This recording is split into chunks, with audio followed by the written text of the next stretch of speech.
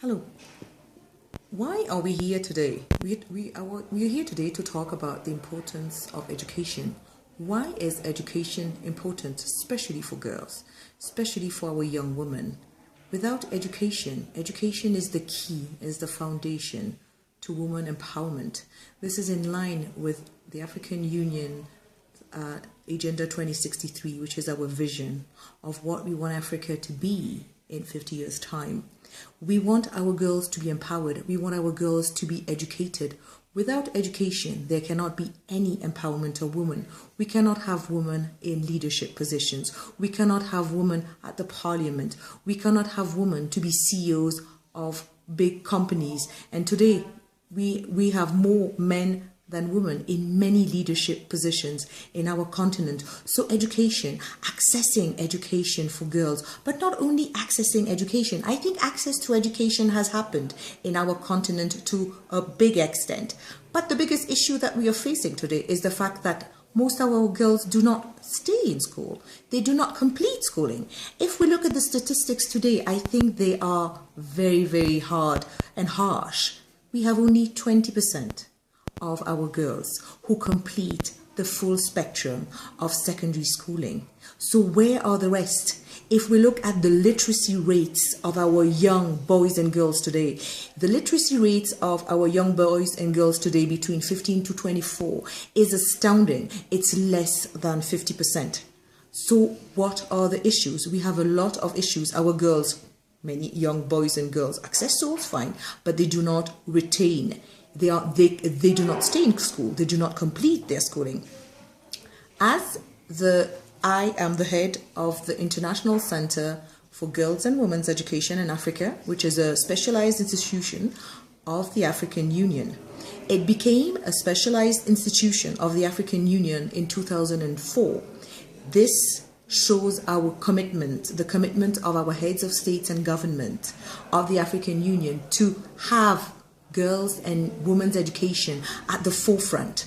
We have this center since 2004, but it has only been operational since 2014.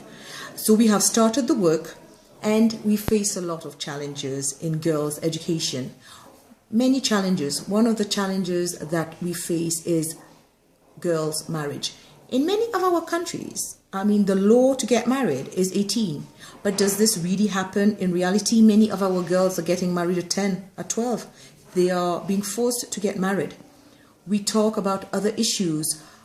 Girls are not allowed to go to school because it's not part of the culture. It's not part of, because families prefer to send a boy to school than to send a girl to school because the girl can do the chores. She has to do the household chores. She has to bring money back home. Other challenges that our girls face when they go to school: no toilet facilities, no sanitary pads. A girl cannot go to school if she doesn't have a sanitary pad.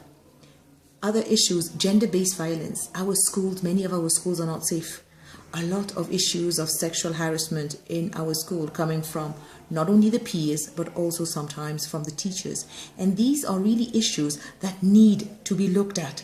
There are so many issues, so many challenges that our girls face when they go to school. So what do we do?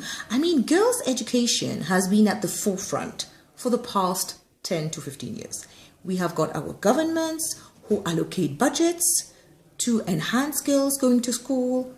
We have got development partners who are giving funds to enable more girls to go and complete school. But still, the impact, we have a big issue of impact, the quality. What is the quality of education that we're giving? If today we have such a low literacy rates, it comes back to the quality of education. What is happening to the teaching and learning environments? How are our teaching and learning environments responding to the issue of gender? Most of our teaching and learning environments are not gender responsive. They're not gender sensitive. Most of the books are totally gender biased. I just want to take a simple example. You open a primary book.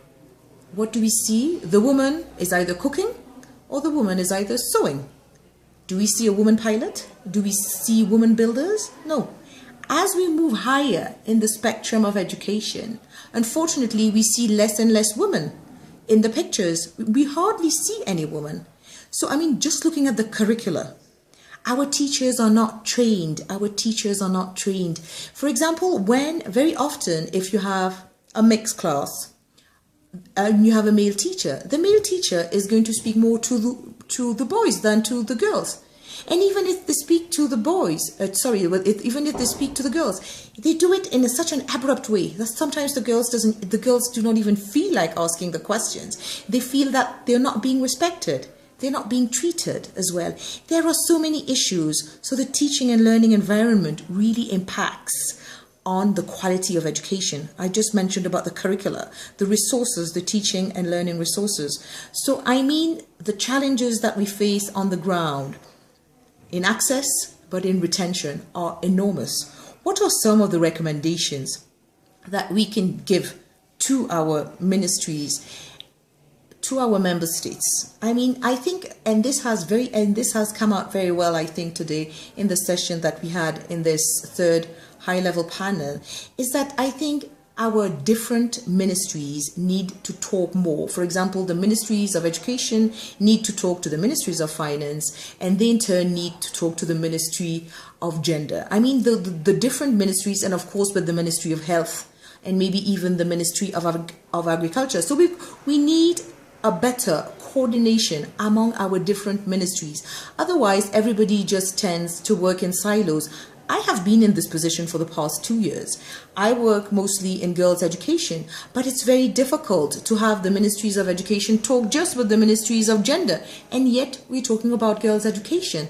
So, I mean, working in silos is not possible, and I think it is very important that our civil society is involved in this discussion with the different ministries to enhance, because they do a lot of field work. They do a lot of work at the ground level. They know what is happening. And I really think ministries need to work in collaboration, but also talking to the civil society, ensuring that the civil society is also with them, working with them alongside, and they become partners and not seen as being on the sides. Another recommendation that also came out today, I think, is it's very important to have mentors. We have like young leaders, young women leaders who act or who are role models for the young girls who are still in schools. This will enable them to get a better image of what it means to be educated, of what it means to go to school, of what it means to complete schooling. So I think these are very issues, because as has been mentioned, I mean, as we all know, the more educated you are, of course, you will marry later. You will not get married at 12 or 13. I mean, you have to finish schooling. It is only after you have finished a minimum of secondary schooling or gone to university that you will get married. So the more educated you are, the less chances are that you will get married earlier. And of course, I mean, you cannot, when one thinks of a young girl of 12 getting pregnant, I mean, it is not possible. This is unimaginable. Her body's not ready. Her mind is not ready. Nothing is ready. We have to think of the poor girl. Also, I think something very important is that most of our countries allocate a lot of money to education. The budget allocated to education generally is between 5 to 6%. But where is this money going? What are we using it for? Are we using it for salaries? What are we using it? We need to use it to facilitate girls' access, not only access to school, but remain in school. Have proper toilets, have separate toilets for both girls and boys. Ensure that, for example, that there are sanitary towels. All right. But most importantly, I think there are so many policies, but the most important is that our member states need to reinforce the policies to ensure access and completion of our girls in schools.